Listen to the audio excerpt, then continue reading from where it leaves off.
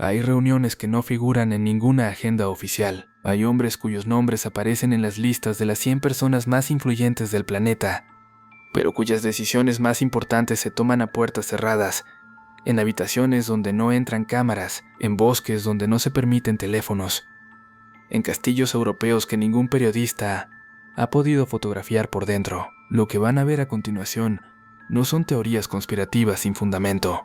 Son organizaciones reales, con miembros documentados, con archivos desclasificados por gobiernos, con investigaciones periodísticas verificadas por medios como The Washington Post, Der Spiegel, The Guardian y la propia BBC.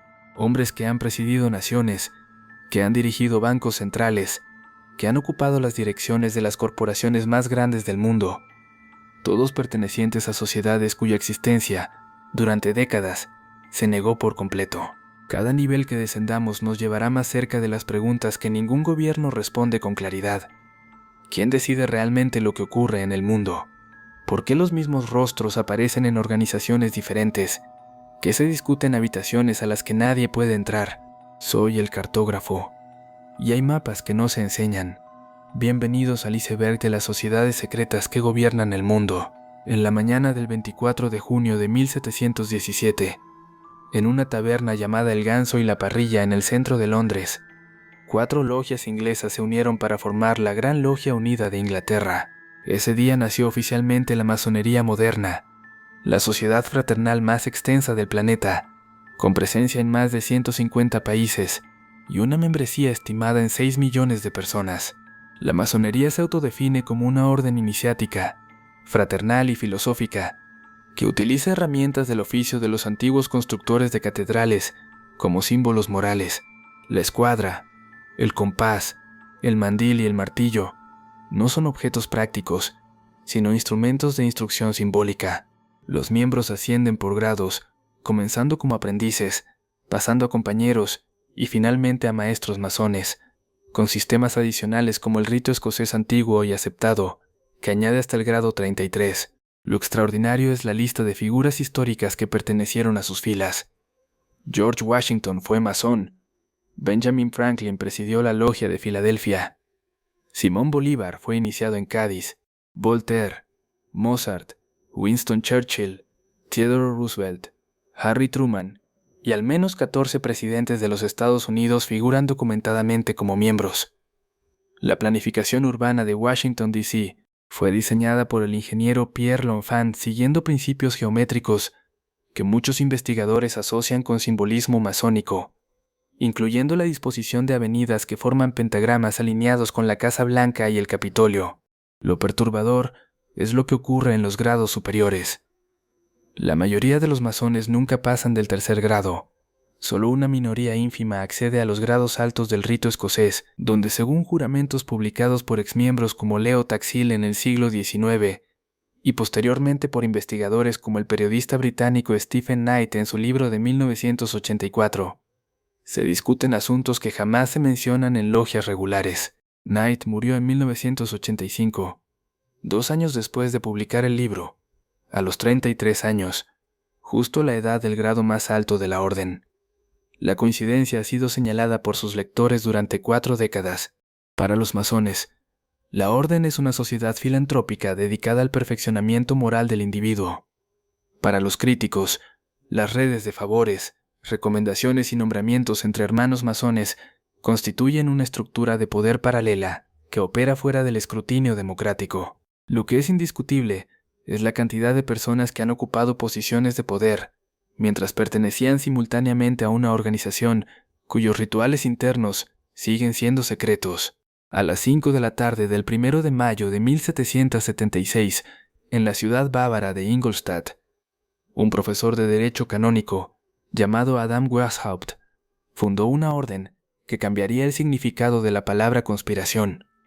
La bautizó con un nombre tomado del latín, los Iluminados de Baviera.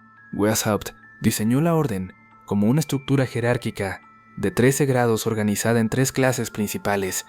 La idea inicial era infiltrar las logias masónicas existentes para reclutar miembros influyentes y eventualmente derrocar las monarquías absolutas, abolir la propiedad privada heredada y reemplazar las religiones organizadas por una filosofía racionalista.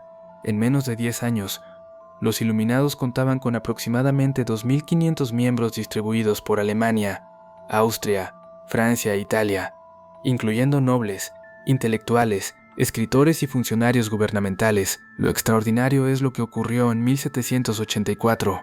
El elector de Baviera, Carlos Teodoro, emitió un edicto prohibiendo todas las sociedades secretas no autorizadas.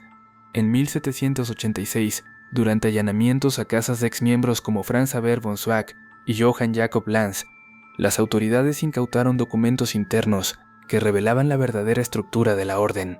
Esos documentos, conocidos como los Original Schriften, fueron publicados oficialmente por el gobierno bávaro entre 1786 y 1787, y siguen siendo el principal corpus de evidencia sobre los planes originales del grupo. Lo perturbador es lo que ocurrió después de su supuesta disolución.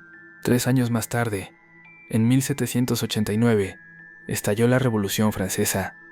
Muchos de sus líderes intelectuales, incluyendo a Honoré Mirabeau, habían tenido contacto documentado con la orden o con masones afiliados a sus círculos. El sacerdote francés Augustin Barruel publicó en 1797 las Memorias para servir a la historia del jacobinismo, donde sostuvo que la revolución había sido orquestada por una conspiración Illuminati. Su tesis fue rechazada por la mayoría de los historiadores, pero retomada en el siglo XX por investigadores como Nesta Webster y John Robinson. Lo más inquietante para muchos investigadores modernos no es si los Iluminados originales sobrevivieron, sino el hecho de que su estructura, su filosofía y su método de infiltración hayan sido replicados, intencionalmente o no, por organizaciones posteriores. Para los historiadores académicos, los Iluminados de Baviera se disolvieron a finales del siglo XVIII, y todo lo demás es mitología cultural. Para millones de personas en redes sociales, redes editoriales y movimientos políticos, la palabra Illuminati sigue significando algo que la historia oficial dejó de investigar hace 200 años. El 13 de octubre de 1307, al amanecer, agentes del rey Felipe IV de Francia ejecutaron una operación coordinada en todo el reino.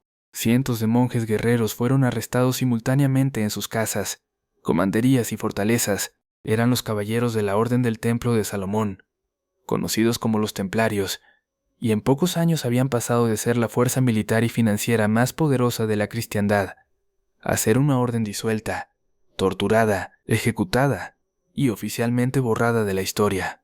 La Orden del Temple fue fundada alrededor de 1019 por 9 caballeros franceses, liderados por Hugues de Payens, originalmente con la misión de proteger a los peregrinos cristianos que viajaban a Tierra Santa después de la Primera Cruzada. En menos de 2 siglos, la orden se convirtió en una multinacional medieval, con presencia en toda Europa y Medio Oriente.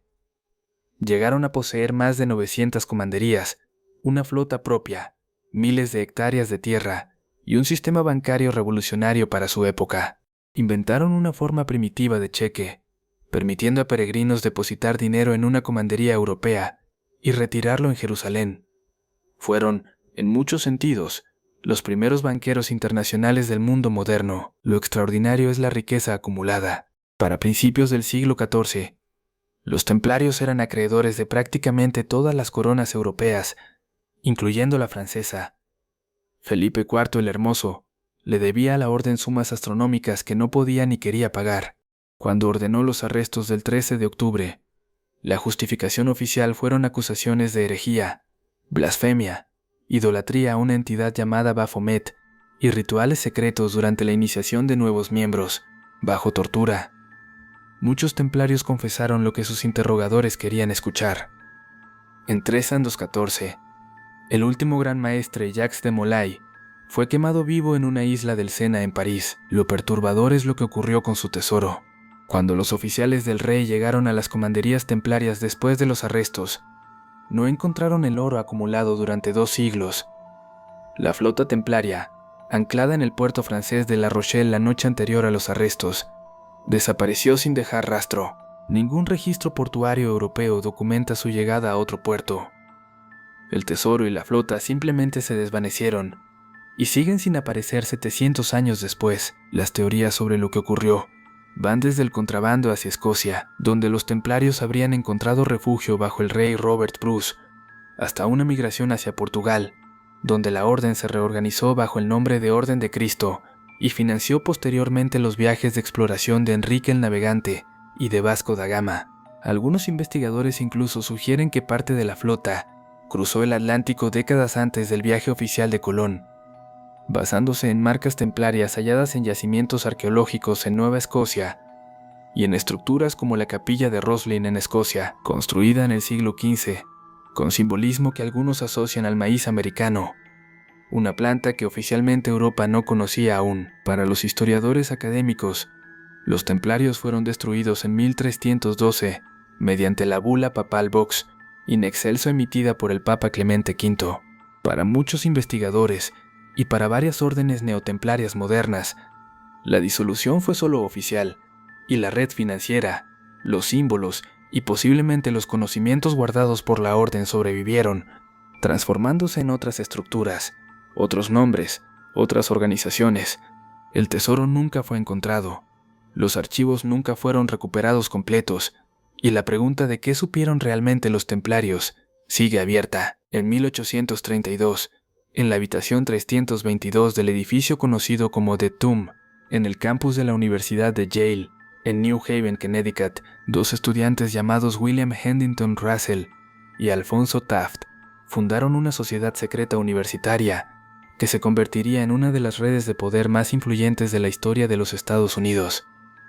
La llamaron The Order of Skull and Bones, la Orden de la Calavera y los Huesos. La sociedad selecciona cada año únicamente a 15 estudiantes del último año de pregrado en Yale, en un proceso conocido como Tab Night. Los elegidos, llamados Bonesmen, reciben un nombre secreto interno, juran lealtad a la orden de por vida y participan en rituales realizados en The Tomb, un edificio sin ventanas construido en 1856 que jamás ha sido abierto a periodistas ni a investigadores externos. La membresía total de la orden desde 1832 hasta hoy se estima en aproximadamente 1.700 personas vivas o fallecidas. Lo extraordinario es la concentración de poder entre sus miembros. 3 presidentes de los Estados Unidos pertenecieron a Skull and Bones: William Howard Taft, George H.W. Bush y George W. Bush, es decir, padre e hijo presidentes, ambos Bonesmen, en la elección presidencial de 2004. Los dos candidatos principales, George W. Bush por el Partido Republicano y John Kerry por el Partido Demócrata, eran ambos miembros de la orden. Cuando se les preguntó al respecto en entrevistas separadas, ambos respondieron con frases casi idénticas: "Es un secreto y no puedo hablar de eso". Una elección presidencial en la mayor democracia del mundo entre dos miembros de la misma sociedad secreta universitaria. Lo perturbador es la lista completa de Bonesmen documentados que han ocupado posiciones clave. Directores de la CIA como Sidney Sowers y los hermanos Bundy, senadores, gobernadores, jueces de la Corte Suprema, fundadores de bancos como Brown Brothers Harriman, dirigentes de los principales medios de comunicación estadounidenses como Henry Luce, fundador de la revista Time, ejecutivos de petroleras, de aerolíneas, de fundaciones filantrópicas. La densidad de poder por metro cuadrado dentro de The Tomb, durante una reunión de Bonesmen activos, supera por mucho la de cualquier institución democrática equivalente. Lo más debatido son los rituales internos. En 2001, el periodista Alexandra Robbins publicó un libro llamado Secrets of the Tomb, basado en entrevistas con ex-Bonesmen que rompieron parcialmente su voto de silencio. Describió ceremonias con ataúdes, calaveras humanas y narraciones obligatorias de las experiencias sexuales más íntimas de cada nuevo miembro, supuestamente con el propósito de generar lealtad mutua, mediante información comprometedora compartida. En 2009, descendientes del jefe apache Jerónimo presentaron una demanda federal acusando a Skull and Bones de robar el cráneo de Jerónimo de su tumba en Fort Sill, Oklahoma, en 1918, durante una expedición liderada por Prescott Bush, abuelo y bisabuelo de los presidentes. La demanda fue desestimada por motivos procesales, pero el cráneo, según múltiples fuentes incluyendo una carta del propio Prescott Bush, sigue dentro de The Tomb. Para Yale, Skull and Bones es una organización estudiantil tradicional protegida por la libertad de asociación. Para muchos investigadores, Es la red de reclutamiento de élite más exitosa de la historia estadounidense, capaz de colocar a 15 jóvenes al año en trayectorias profesionales que terminan en la dirección de bancos, agencias de inteligencia y gobiernos. La habitación 322 sigue cerrada. Los rituales siguen siendo secretos y los Bonesmen siguen reuniéndose 2 veces por semana durante el año académico, exactamente como lo han hecho durante casi 2 siglos. En mayo de 1954, en un hotel llamado Hotel de Bilderberg, en la pequeña localidad holandesa de Oosterbeek, se reunió por primera vez un grupo de aproximadamente 100 personas seleccionadas cuidadosamente entre la élite política, financiera, mediática e intelectual de Estados Unidos y Europa Occidental. La reunión fue organizada por el príncipe Bernardo de los Países Bajos, el político polaco Joseph Ratzinger y el banquero estadounidense David Rockefeller. El evento se convirtió en una cita anual y dio nombre a una de las conferencias más secretas y poderosas del mundo moderno, el Grupo Bilderberg. Las reuniones de Bilderberg se celebran cada año en distintas ciudades europeas y norteamericanas. La lista de asistentes incluye habitualmente a jefes de Estado, ministros, ejecutivos de las mayores corporaciones del planeta, directores de bancos centrales, editores de los principales medios de comunicación, dirigentes militares de alto rango y académicos influyentes. La asistencia es por invitación personal del comité directivo. Los participantes no representan oficialmente a sus gobiernos ni a sus empresas, lo que les permite hablar sin compromisos diplomáticos. Las reuniones operan bajo la regla de Chatham House, que permite usar la información compartida, pero prohíbe atribuirla a personas específicas. Lo extraordinario es el nivel de hermetismo. Durante más de 40 años, la prensa generalista no cubrió las reuniones. Los hoteles donde se celebran son ocupados por completo y rodeados por anillos de seguridad privada y policía local. Los teléfonos móviles están prohibidos en los salones de conferencia. No se permiten asistentes personales ni guardaespaldas dentro de las sesiones. Los participantes firman acuerdos de confidencialidad sobre lo que se discute. Hasta el año 2010, ni siquiera la lista oficial de asistentes era publicada por los organizadores. Lo perturbador es la correlación entre asistencia a Bilderberg y ascenso político posterior. Bill Clinton asistió en 1991, un año antes de ser elegido presidente. Tony Blair asistió en 1993, 4 años antes de convertirse en primer ministro británico. Emmanuel Macron asistió en 2014, 3 años antes de ganar la presidencia francesa. La periodista británica Charlie Skelton, en una investigación publicada por The Guardian durante más de una década, documentó decenas de casos similares de figuras menores que asistieron a Bilderberg y poco después fueron elevadas a posiciones de poder mayúsculas. La correlación no implica causalidad, pero es estadísticamente notable. Lo más debatido son los temas que se discuten. Según las pocas filtraciones documentadas, incluyendo declaraciones de exparticipantes y agendas parcialmente filtradas, en Bilderberg se han discutido la creación del euro como moneda única europea, años antes de su anuncio oficial, la expansión de la OTAN hacia el este de Europa, políticas energéticas globales, la respuesta coordinada a crisis financieras y, en años recientes, la inteligencia artificial, la geopolítica de los semiconductores y la guerra en Ucrania. Para los críticos, esto significa que decisiones que afectan a miles de millones de personas se discuten primero, sin transparencia democrática, entre un grupo cerrado de hombres y mujeres no electos. Para los organizadores y participantes, Bilderberg es simplemente un foro de discusión informal entre líderes de Occidente, sin poder de decisión vinculante. Para los críticos, es exactamente lo que parece: un cónclave anual, donde la élite global del Atlántico Norte coordina su visión del mundo lejos del escrutinio público. Las reuniones continúan cada año. Los participantes siguen siendo secretos hasta el último momento, y los temas siguen siendo opacos para los ciudadanos cuyos países representan los asistentes. En el verano de 1872, un grupo de hombres adinerados de San Francisco viajó hacia una zona boscosa al norte del condado de Sonoma, en California, donde adquirieron aproximadamente 2.600 hectáreas de bosque virgen de secuoyas. La propiedad fue bautizada como Bohemian Grove, el bosque bohemio, y desde entonces, cada año durante 2 semanas en julio, se convierte en uno de los lugares más exclusivos y vigilados del mundo. El Bohemian Club, fundado en 1872 como una sociedad para artistas, periodistas y músicos de San Francisco, evolucionó rápidamente hacia algo muy distinto. Para finales del siglo XIX, sus miembros incluían a los industriales más poderosos de Estados Unidos. Hoy, su membresía secreta se estima en aproximadamente 2.500 personas y mantiene una lista de espera de varias décadas. El acceso es exclusivamente por invitación y la cuota anual supera los $25,000 estadounidenses. Lo extraordinario es la lista parcial de hombres que han asistido al Grove. Todos los presidentes republicanos de Estados Unidos, desde Calvin Coolidge hasta George W. Bush, según fuentes documentadas. Richard Nixon, en una conversación grabada en la Casa Blanca en 1971 y posteriormente publicada por el Archivo Nacional, describió el Grove como, palabras suyas, el evento más maricón al que he asistido. La cita es real, está en las cintas de Watergate y nunca fue desmentida.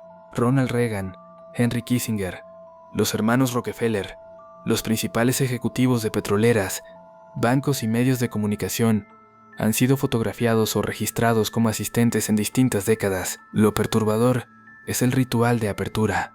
Cada año, en el lago artificial del Grove, frente a una estatua de hormigón de 12 metros de altura con forma de búho gigante llamado Moloch, se celebra una ceremonia llamada Cremation of Care, la cremación del cuidado. Los asistentes, vestidos con túnicas rojas, negras y plateadas, ofrecen un ataúd simbólico que representa las preocupaciones mundanas a las llamas frente a la estatua del búho. La ceremonia fue filmada clandestinamente en el año 2000 por el documentalista Alex Jones, quien logró infiltrarse en el evento y publicó las imágenes. El club confirmó la autenticidad de las grabaciones, pero declaró que el ritual es teatral y simbólico, una tradición artística sin contenido religioso real. Lo inquietante es lo que ocurre durante el resto de las 2 semanas. Los miembros se reúnen en campamentos privados con nombres como Mandalay, Hillbillies, Caveman y Lost Angels. Cada campamento tiene su propia tradición, sus propias reuniones y sus propios discursos. Según informes parcialmente filtrados por exemplados del Grove, en sesiones llamadas Lakeside Talks, los participantes dan charlas privadas sobre asuntos geopolíticos, científicos, militares y económicos. En 1942, durante una de estas charlas, Ernest Lawrence, Arthur Compton y Robert Oppenheimer discutieron por primera vez la viabilidad del proyecto Manhattan, según documentos desclasificados por el Departamento de Energía de Estados Unidos décadas después. El arma nuclear más devastadora de la historia comenzó a planificarse, en parte, durante un encuentro de ejecutivos vestidos con túnicas frente a una estatua de búho. Para el Bohemian Club, el Grove es una tradición artística e intelectual, donde hombres exitosos se relajan lejos del estrés del poder. Para los críticos, es uno de los pocos lugares del mundo donde los hombres que toman las decisiones más importantes del planeta pueden conversar sin abogados, sin teléfonos, sin cámaras y sin ningún tipo de supervisión democrática. El búho de hormigón sigue allí.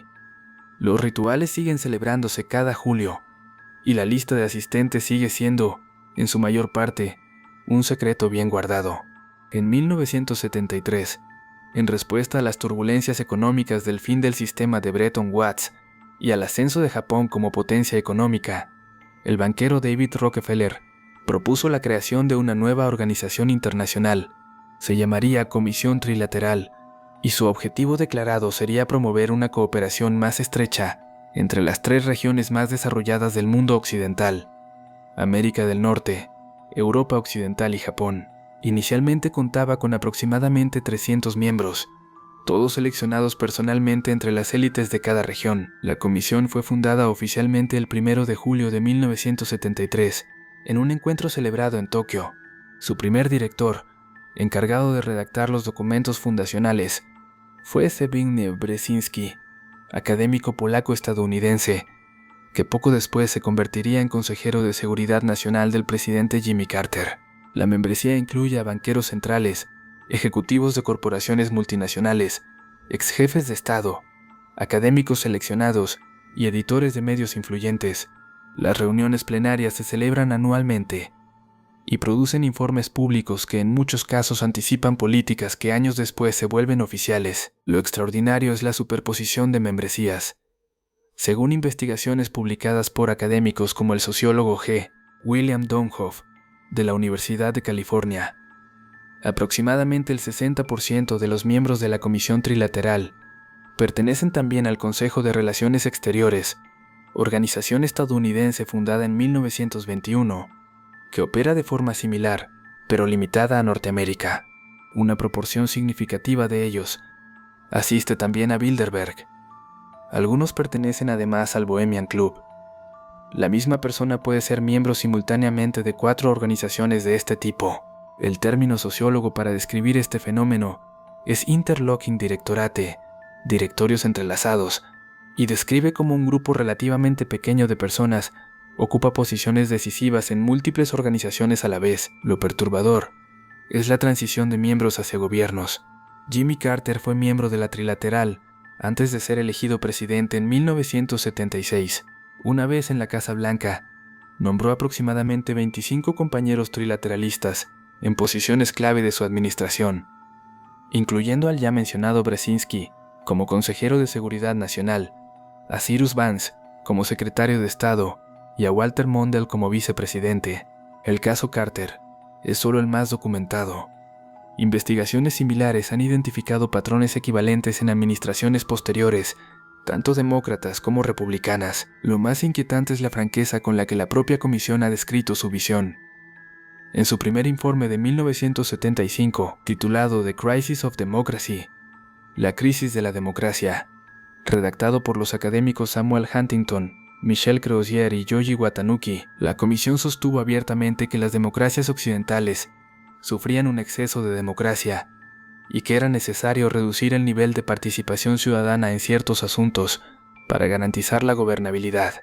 El documento es público, puede descargarse del propio sitio web de la organización y ha sido citado por críticos durante 50 años como evidencia de que la comisión opera con una filosofía abiertamente tecnocrática y no plenamente democrática. Para sus miembros, la Comisión Trilateral es un foro intelectual transparente cuyos informes son públicos y cuya influencia es la propia de cualquier think tank prestigioso.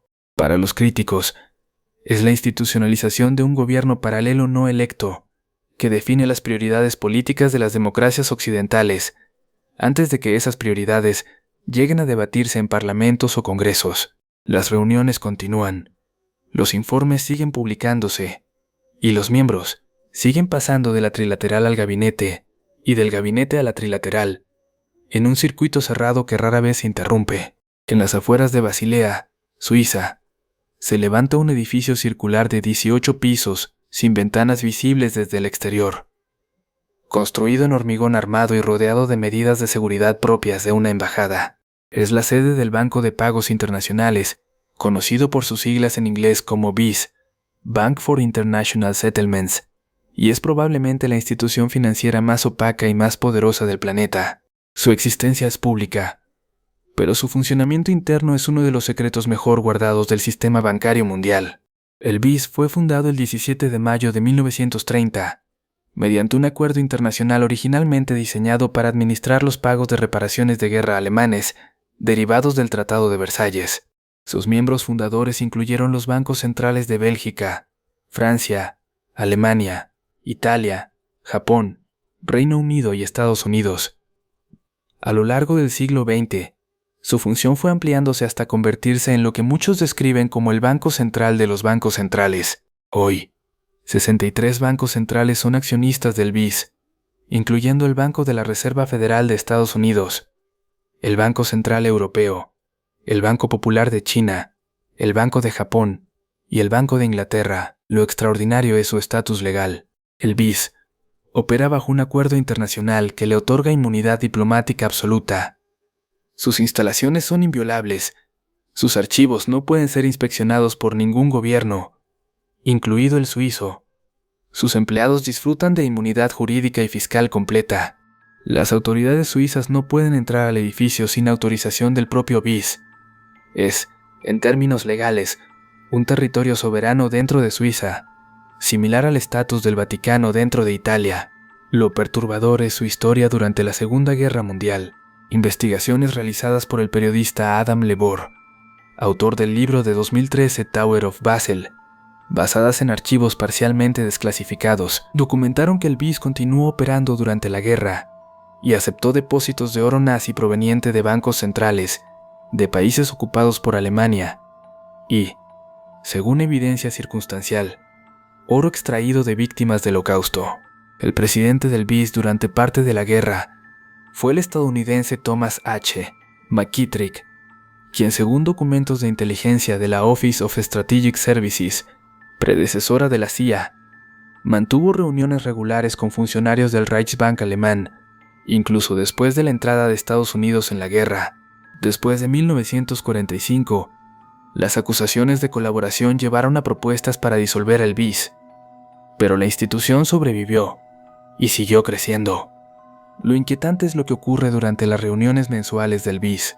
Cada 2 meses, los gobernadores de los bancos centrales más importantes del mundo se reúnen en la Torre de Basilea durante cenas privadas conocidas como Global Economy Meetings, reuniones de economía global. No se publican minutas, no se permite la entrada de personal externo, no se conocen las decisiones tomadas.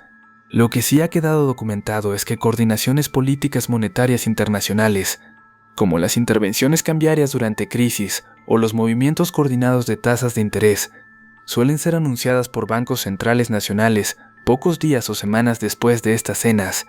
Lo más debatido es el grado de influencia real del BIS sobre la política económica mundial.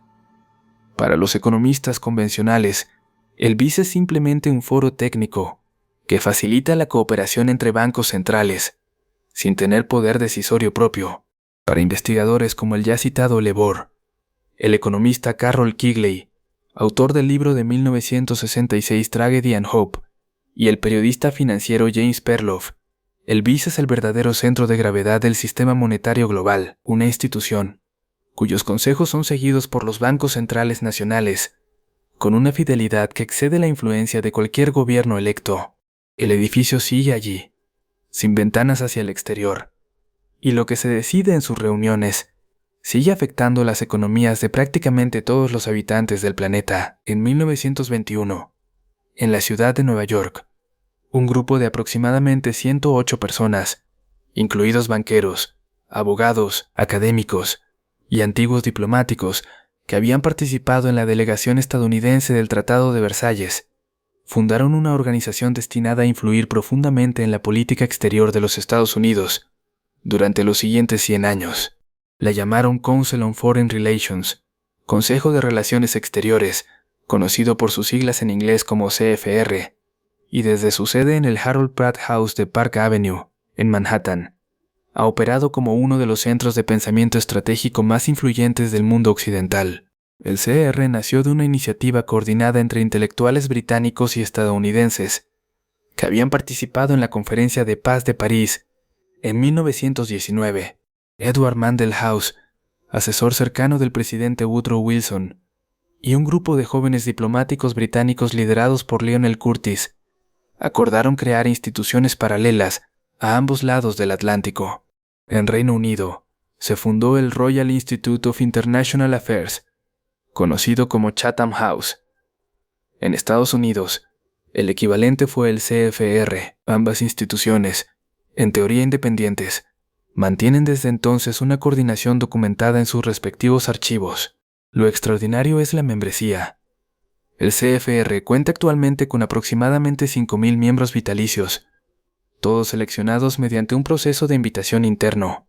La lista incluye prácticamente a todos los secretarios de Estado estadounidenses desde 1945, la mayoría de los secretarios del Tesoro, los directores de la CIA, los editores en jefe de The New York Times, The Washington Post, Time, Newsweek, Foreign Affairs y los principales medios económicos. Henry Kissinger, Madeleine Albright, Condoleezza Rice, Hillary Clinton, Colin Powell y prácticamente toda la cúpula diplomática estadounidense del último medio siglo ha sido miembro activo. Lo perturbador es la frase pronunciada por uno de los miembros más antiguos del CER, el almirante Chester Ward, quien tras renunciar a la organización en 1959, publicó en 1975 un libro junto a la periodista Phyllis Schlafly, titulado Kissinger on the Couch. En él, Ward describió al CER como una organización cuyo objetivo declarado en sus propios documentos internos, era la sumisión de la soberanía nacional estadounidense a un gobierno global unificado.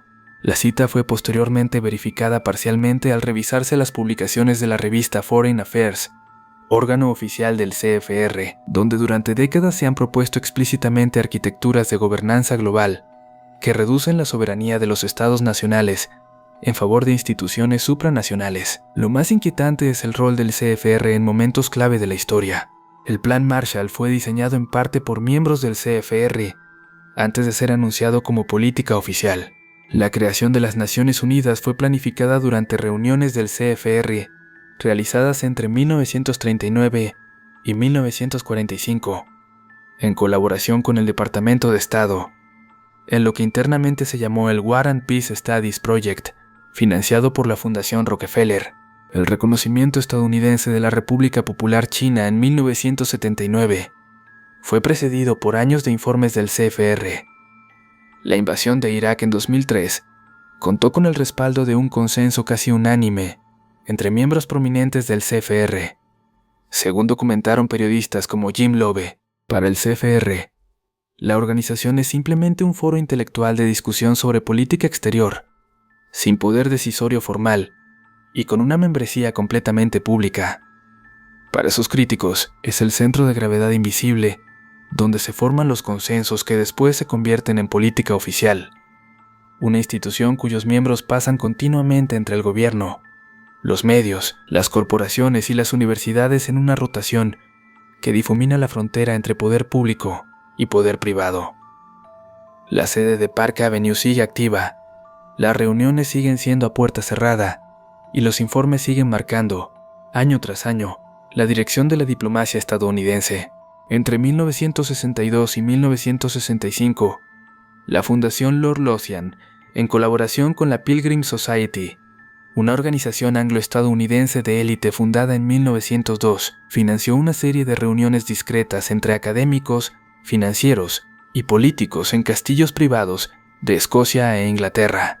Esas reuniones dieron origen, en 1973, a una de las redes más opacas del establishment anglo-estadounidense, el Club Cliveden moderno, heredero del histórico Círculo de Cliveden, la finca aristocrática, donde durante los años 30 se reunía un grupo de políticos británicos proapaciguadores hacia la Alemania nazi, según documentación publicada por el historiador Norman Rose en su libro de 2000, The Cliveden Set. La Pilgrim Society, fundada en Londres y Nueva York en 1902, es probablemente la sociedad de élite anglosajona más antigua aún activa. Su existencia es pública, pero su lista completa de miembros nunca se ha publicado oficialmente. Lo que se conoce, gracias a investigaciones de historiadores como Ann Pimlott Baker y al trabajo del periodista William Engdahl, es que han pertenecido a ella reyes y reinas del Reino Unido, como presidentes honorarios, todos los embajadores británicos en Estados Unidos del siglo XX, todos los embajadores estadounidenses en Reino Unido del siglo XX, así como banqueros de la City de Londres, ejecutivos de Wall Street, miembros de la Casa Real Británica y figuras como Henry Kissinger, los hermanos Rockefeller y los Rothschild. Lo extraordinario es la función diplomática informal de la Pilgrims. Sus cenas anuales en Londres y Nueva York reúnen a 500 personas cuidadosamente seleccionadas, con discursos pronunciados habitualmente por jefes de Estado en activo o exjefes de Estado.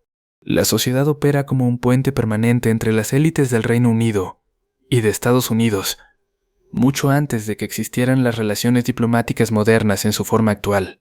Algunos historiadores, como Carroll Quigley, sostuvieron que la Pilgrims es la sucesora visible de una red invisible más antigua. La Round Table, fundada por Cecil Rhodes y Alfred Milner alrededor de 1909, con el objetivo declarado de mantener la unidad cultural y política del mundo anglosajón. Lo perturbador es el sistema de becas que sustenta la red. Cecil Rhodes, magnate británico de los diamantes en Sudáfrica, dejó en su testamento de 1902 una fortuna destinada a financiar las Rhodes Scholarships, becas que cada año seleccionan a aproximadamente 100 estudiantes de élite de países anglosajones para estudiar en la Universidad de Oxford. La intención declarada de Rhodes, escrita en su propio testamento, era formar una élite intelectual unida por valores comunes, que en el futuro lideraría una federación anglo-estadounidense. Entre los becarios Rhodes documentados se encuentran el expresidente Bill Clinton, el general Wesley Clark, el senador y secretario de Defensa Susan Rice, el presentador Rachel Maddow, y decenas de jefes de Estado y senadores estadounidenses, británicos, australianos y canadienses. Lo más inquietante es la continuidad estructural. Investigadores como Quigley en su obra de 1981, The Anglo-American Establishment, publicada póstumamente, documentaron con base en archivos privados que la red Rhodes-Milner Round Table Pilgrims operó durante todo el siglo XX como una estructura coordinada que influyó en la política exterior del Reino Unido, en la creación de la Commonwealth, en el diseño de la Liga de Naciones, posteriormente la ONU, y en la consolidación de la relación especial anglo-estadounidense. Quigley afirmó haber accedido durante varios años a los archivos internos de esta red, y aunque su trabajo nunca fue refutado documentalmente, fue marginado del mainstream académico durante décadas. Para los historiadores convencionales, la Pilgrim Society es simplemente una asociación de amistad transatlántica sin influencia decisiva. Para investigadores como Quigley, Engdahl o Lebor, es la columna vertebral invisible del orden mundial anglo-estadounidense moderno. Las cenas siguen celebrándose, los embajadores siguen siendo miembros automáticos y los becarios Rhodes siguen graduándose cada año en Oxford, en un sistema que lleva más de un siglo funcionando con una precisión que casi ninguna otra red de poder ha igualado. En enero de 1971, en el pequeño pueblo suizo de Davos, en los Alpes, un profesor alemán de administración llamado Klaus Schwab convocó la primera edición de lo que llamó European Management Symposium, Simposio Europeo de Administración. Asistieron aproximadamente 450 ejecutivos de empresas europeas. En 1987, el evento cambió de nombre y se convirtió en lo que hoy conocemos como el Foro Económico Mundial. Para 2026, su reunión anual de enero en Davos congrega a más de 3.000 personas, incluyendo presidentes, primeros ministros, multimillonarios, científicos premiados con el Nobel, líderes religiosos y ejecutivos de las mayores corporaciones del planeta. El Foro Económico Mundial se autodefine como una organización internacional sin fines de lucro dedicada a mejorar el estado del mundo mediante la colaboración entre líderes públicos y privados. Su financiamiento proviene principalmente de aproximadamente 1.000 empresas multinacionales que pagan cuotas anuales, que oscilan entre $60,000 y $600,000 según el nivel de membresía. El propio Schwab ha publicado más de 20 libros desde 1971, incluyendo Stakeholder Capitalism, El capitalismo de los interesados, y The Great Reset, El gran reinicio, este último publicado en julio de 2020 en plena pandemia, y considerado por sus críticos como un manifiesto explícito de los planes de transformación global del foro. Lo extraordinario es el programa Young Global Leaders, fundado por Schwab en 2004, como evolución del programa Global Leaders for Tomorrow. Iniciado en 1992, este sistema selecciona cada año a aproximadamente 100 personas menores de 40 años, con potencial de liderazgo, y las somete a un programa de formación de 5 años, que incluye reuniones anuales en Davos, seminarios privados en Harvard y otras universidades de élite, y acceso directo a los miembros principales del foro. Entre los Young Global Leaders documentados figuran Emmanuel Macron, presidente de Francia, Jacinda Ardern, ex primera ministra de Nueva Zelanda, Sebastian Kurz, ex canciller austriaco, Justin Trudeau, ex primer ministro de Canadá, Pete Buttigieg, secretario de Transporte estadounidense, y decenas de ejecutivos de las mayores tecnológicas, incluyendo a Larry Page y Sergey Brin, fundadores de Google. El propio Schwab declaró públicamente en 2017, en una entrevista grabada en la Universidad de Harvard, que circula libremente en Internet, palabras textuales que se sienten orgullosos de penetrar los gabinetes de varios países a través del programa Young Global Leaders. Lo perturbador es la naturaleza explícita de la agenda. A diferencia de Bilderberg o del Bohemian Grove, que operan en secreto, el Foro Económico Mundial publica abiertamente sus propuestas. La iniciativa de Great Reset, lanzada en 2020, propone una reconfiguración fundamental del capitalismo global, incluyendo cambios en los sistemas de propiedad, en la moneda, en la energía, en la alimentación y en la identidad digital. Los críticos señalan que se trata de una transformación de tal magnitud que jamás ha sido sometida a votación democrática en ningún país y que está siendo coordinada entre actores no electos. Para los defensores, es una respuesta necesaria a desafíos globales como el cambio climático y la desigualdad. El debate, en este caso, no es sobre si la agenda existe, sino sobre si es legítima. Lo más inquietante son las declaraciones públicas de algunos asesores del foro. Yuval Noah Harari, historiador israelí que ha sido orador frecuente en Davos, ha sostenido en sus presentaciones registradas en video, disponibles en YouTube y en el sitio del propio foro, que los humanos, a partir de cierta convergencia tecnológica, se dividirán entre una élite biotecnológicamente mejorada y una masa de personas inútiles desde el punto de vista económico. Klaus Schwab ha promovido públicamente conceptos como el chip cerebral, la moneda digital de bancos centrales y un pasaporte sanitario universal. Lo que en décadas anteriores se denunciaba como teoría conspirativa, hoy se discute abiertamente en escenarios de Davos, retransmitidos en vivo. Para sus partidarios, el Foro Económico Mundial es simplemente la versión moderna y transparente de los foros internacionales necesarios para coordinar respuestas a problemas globales.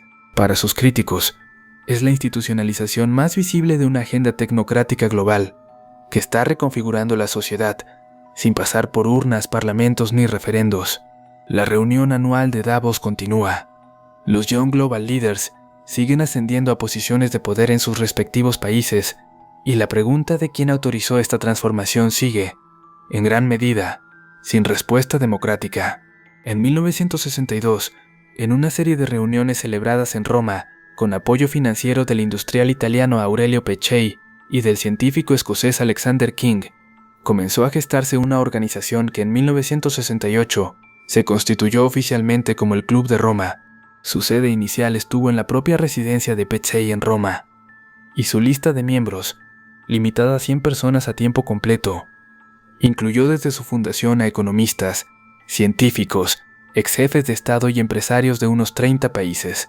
El Club de Roma alcanzó notoriedad mundial en 1972 con la publicación del informe The Limits to Growth, Los Límites del Crecimiento, encargado a un equipo del Instituto Tecnológico de Massachusetts, liderado por los investigadores Donella Meadows, Dennis Meadows y Jorgen Randers.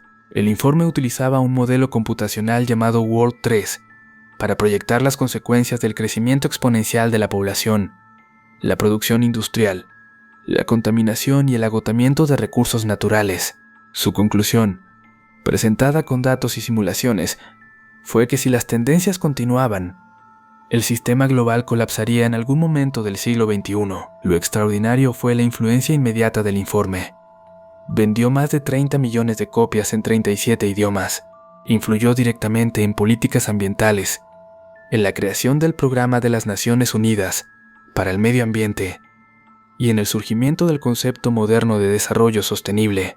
Lo que se conocía hasta entonces como una preocupación marginal de algunos científicos se convirtió en agenda política global, gracias en gran parte al trabajo del Club de Roma.